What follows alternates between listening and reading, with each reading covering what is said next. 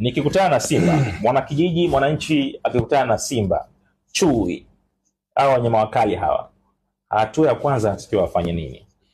Abdalla, inaonekana unatafuta namna gani ya kujilinda na chui kutoka kijijini kwako na simba na simba, lakini tunachokifanya actually ni kama ni mbinu kama tunazotumia sisi. Ndio. Calmness. Hiyo ni kitu cha kwanza kabisa. Inabidi utulie kidogo. Utulie kidogo.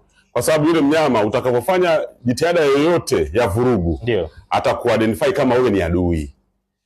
Na atajua wewe una kitu kibaya unataka kumfanyia. Inabidi utulie. Utulie kwanza. Unajua utulie kabisa, yani utulie kama vile hakuna habari yoyote inaendelea pale. Wakati unatafakari kumwangalia anafanya nini huyo simba. Yani ndio wakati wenyewe, kwa sababu ukikosea hesabu hapa, abao unisikize kwa makini, ukosea hesabu umekwenda. Nipo makini. Uko makini, si ndio? Ukae makini kabisa, tena ukae kwa kutulia. Kwa sababu unatakiwa ufanye calmness ya hali ya juu, bila kutikisa au kufanya jitihada yoyote ya kupiga kelele au kufanya movement ya kukimbia. Kwa sababu naye pia hutamfanya awe na atatayahali, atakuwa na ile nini, kuna nini kinatokea hapa, kuna nini, hii nini, kumbe ni chakula, kwa hiyo afanye nini, umeelewa, kulingana na hicho chakula kisha mbele yake. Sasa ukifanya namna ile, utapaswa kurudi nyuma kwa hesabu taratibu sana, bila yeye kuwa na notice hizo movement, kutembeza mguu wako kwa kurudi nyuma.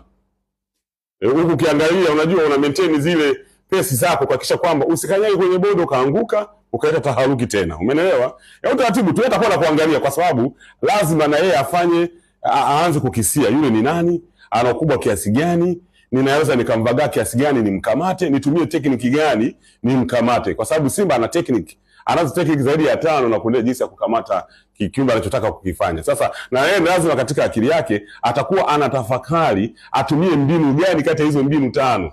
Unajua za kukamata wewe ambaye uliyeko mbele yake. Wakati anatafakari wewe unarudi nyuma kwa zile stepping. Na yeye anaona kuna mjongeo, yani kile mbona ndio kama au kipo, na wakati huo wewe unazidi kusogea maeneo ambayo utadisappear kutoka kwenye ile eneo. Hii ndio njia ambayo ni rahisi sana. Unaweza kufikiri kwamba ni miujiza. Hiyo ni rahisi. Lakini hali halisi ndio hiyo. Hali halisi ndio bila kufanya taharuki aina yoyote, utarudi kwa mtindo wa taratibu unarudi. Ukifika eneo ambao unaona sasa, unajua mbio zangu zinaweza kunisaidia sasa ambako sionekani mbele yake. Hapo bwana Abdalla fungua tu turbo. Unajua? Achia speed yako unayoweza, ondoka. Hata yeye pia atakupuuza, kwa sababu simba na chui ni wanyama ambao huwa wanapenda kupuuza. Wanadharau. Yaani mpaka wewe uonyeshe kwamba na wewe bana ni mtemi. Unataka kupambana nao.